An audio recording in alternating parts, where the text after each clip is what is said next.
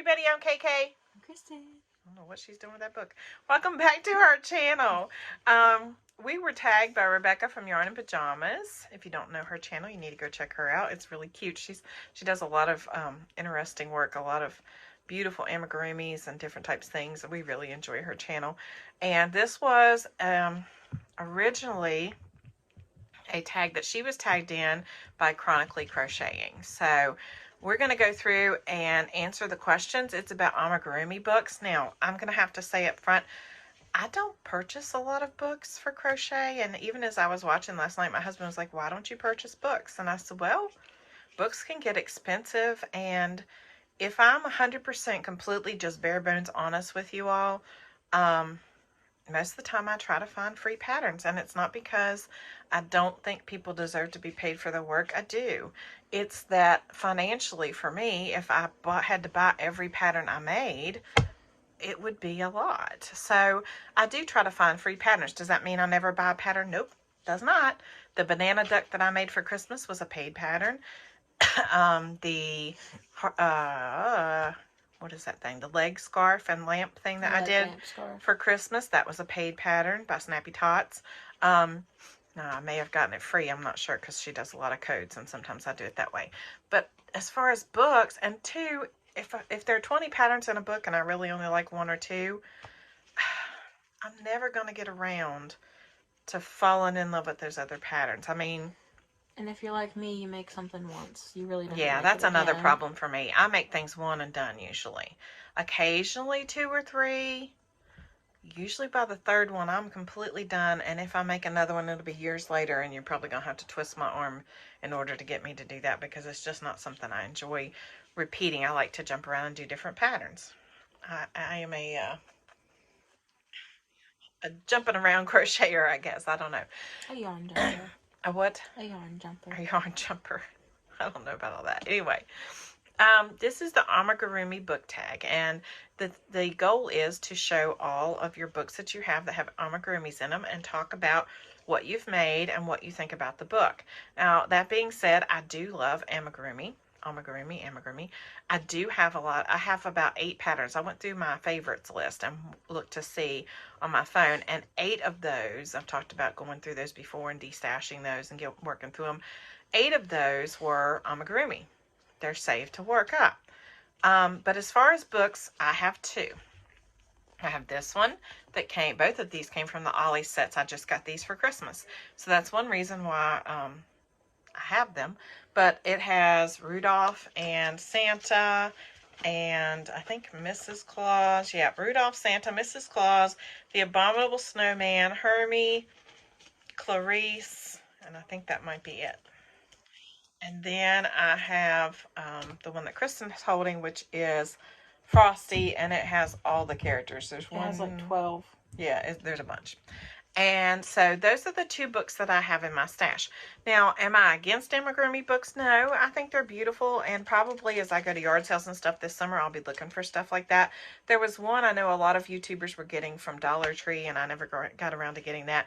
I did have one saved on my Amazon account, in my Amazon Kindle, and I don't know if I paid for that one.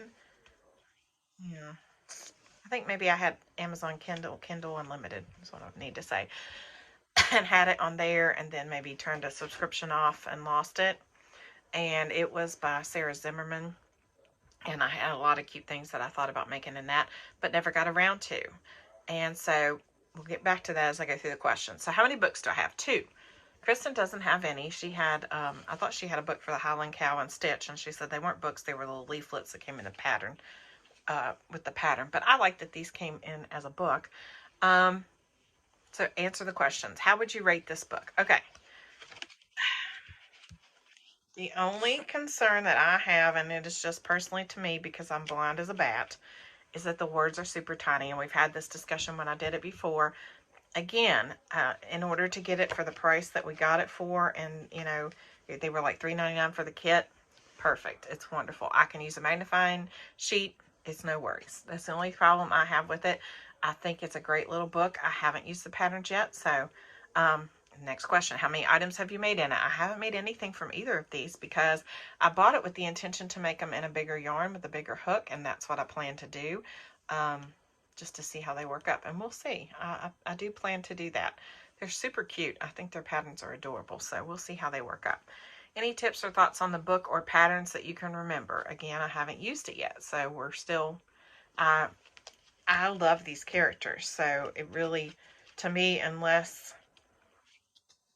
I have major issues, I can't see anything wrong with it. I looked through a little bit at the patterns. They have detailed pictures showing you how to sew things together and how to do things. So it looks like they went pretty in depth to show you how to do things. What makes you buy a specific book? Again, I don't buy a lot of books, but it says, is it because you follow a designer, a recommendation on YouTube, or price? And I would say all three of the above. If I purchase a book, it's going to be A, I follow the designer, like Repeat Crafter Me, or B, a recommendation on YouTube, which is probably going to be the biggest one now that we are watching a lot of YouTube channels with crochet, or price. And price is also going to be a factor for me. And storage too. That's another reason why I don't buy a lot of books and put them away. There are 4 of us in this house. There were 5 till my oldest moved out.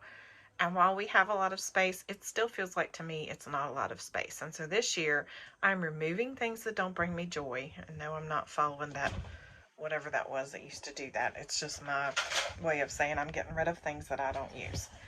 I am removing things that if I've had it for more than 6 months, and that doesn't include all craft supplies, but it does include certain yarns that I know I will no longer work with due to my arthritis and that kind of thing. I'm getting rid of it.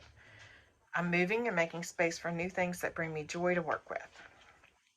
And then it says, if you have books you haven't made anything from, any quick thoughts about it? For example, if it's all diagrams or things like that. Like I said, I haven't made anything from this. I need to blow up the pictures till I can see it. But there are lots of really good diagrams showing how to do the work. I can tell from looking at the pictures that I would not be able to make it in the tiny yarn because I can see that it's very finicky and trying to put together, and my fingers don't work. First of all, I have big fingers. And second of all, they don't work very well. They don't bend very well. I've had a lot of trouble the past 2 weeks with this one knuckle. For those of you who don't know, I have RA. And so I've never really had a problem with it in my hands other than that they would hurt. But I can't really say I've ever had a problem in my knuckles like some people do. And now it's starting. So that's what it is.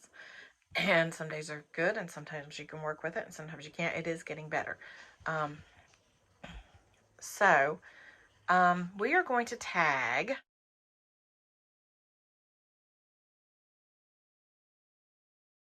And if you guys want to do it, feel more than free to do it.